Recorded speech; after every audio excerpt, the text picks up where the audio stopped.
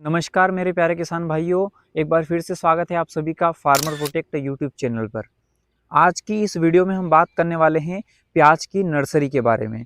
किसान भाइयों, जब हम प्याज की नर्सरी लगाते हैं वह 10 से 15 दिनों की हो जाती है, तो उसमें एक समस्या आती है कण कटने की।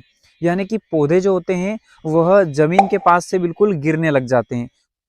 किसान भाइयों, देख सकते हैं आप, ये कुछ इस प्रकार से समस्या आती है कि ये जो कण है ये ज़मीन के पास से जो है कट जाता है, यानी कि गिर जाता है। उसके बाद में ये जो कण है ये सूख जाता है और ख़त्म हो जाता है। धीरे-धीरे क्या होता है कि यह बढ़ता जाता है, यहाँ से यहाँ होते हुए पूरी नर्सरी खराब हो जाती है।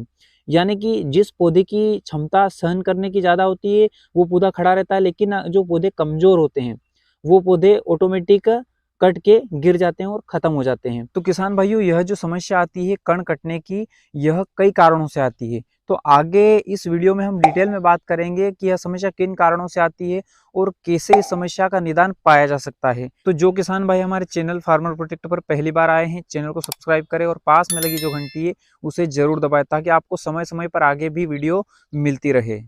तो किसान भाइयों, बात करते हैं इस बीमारी के आने का कारण क्या होता है। किसान भाइयों, यह बीमारी जो होती है यह कई कारणों से होती है।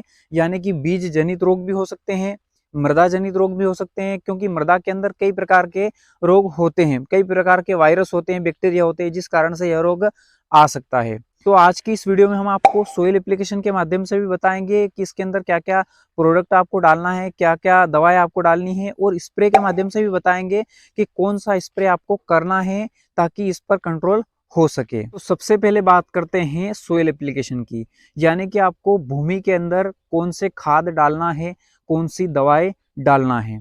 तो सबसे पहले बात करते हैं, डीएपी खाद आपको लेना है। डीएपी खाद आपको इतना लेना है कि जितनी आपकी क्यारियां है उनके अंदर पर्याप्त पूर्ति हो जाए। उस डीएपी के अंदर आपको लेना है ट्राइकोडर्मा हार्जिनियम 2 केजी प्रति एकड़ की दर से। अब आपको पूरा 2 किलो नहीं लेना है, यानी कि अगर आपका पूरा 1 एकड़ है तो आपको 2 किलो लेना है। यानी कि अगर आपकी क्यारियां 1 बीघा में है तो आपको 1 किलो लेना है, उससे कम है तो उसके हिसाब से कैलकुलेट करके आपको लेना है। ये जो ट्राइकोडर्मा हार्जिनियम आप ले रहे हैं, ये क्या करेगा, जो पौधे में जो मृदा जनित रोग है, जो बीज जनित रोग थे, उन सबको खत्म कर देगा। पौधे के मुरझाने की समस्या, जड़ सड़ने की समस्या आदि खत्म हो जाएगी। उसके बाद में दोस्तों आपको लेना है माइकोराजा। माइकोराजा आप किसी भी चर्चित कंपनी का ले सकते हैं 2 केजी प्रति एकड़ की दर से। माइक्रोजा क्या करेगा कि शुरुआती अवस्था में आपकी जो जड़ें है उसका विकास अच्छा करेगा, यानी कि जड़ें गहरी रहेगी।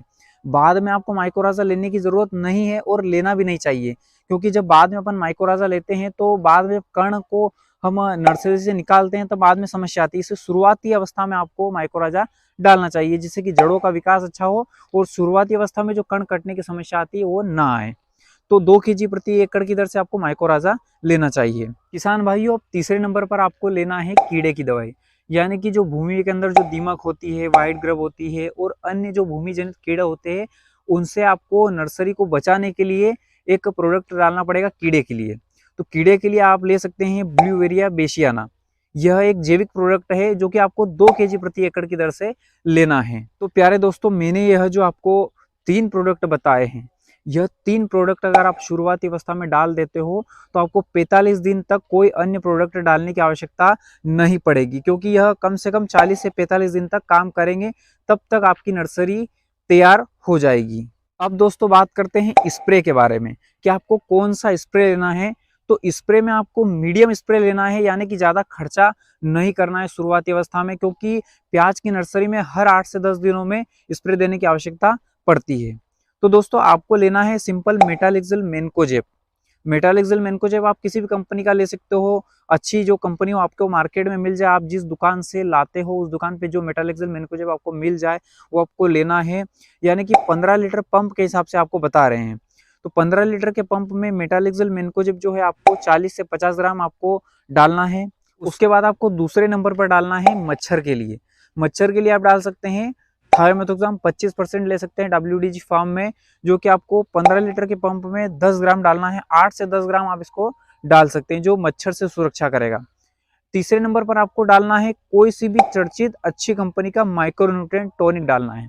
किसान भाइयों, इस समय आपको कोई सा भी बढ़वार के लिए आपको टॉनिक नहीं डालना है कि लंबी हाइट हो जाए, क्योंकि अगर आप बढ़वार के लिए अगर कोई सा टॉनिक डाल दोगे तो कण के पीले पड़ने की समस्या आ सकती है। इसलिए आपको हाइट बढ़ाने वाले टॉनिक कोई से भी नहीं डालना है।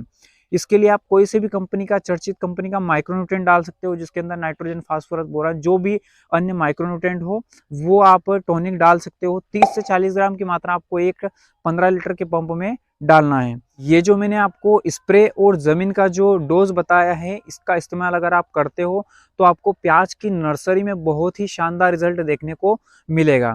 जो स्प्रे मैंने आपको बताया है यह आप 8 दिन बाद वापस रिपीट भी कर सकते हो। किसान भाइयों, वीडियो की जानकारी कैसी लगी आप हमें कमेंट करके बता सकते हैं, और मिलते हैं अगली वीडियो में। तब तक के लिए जय जवान जय किसान।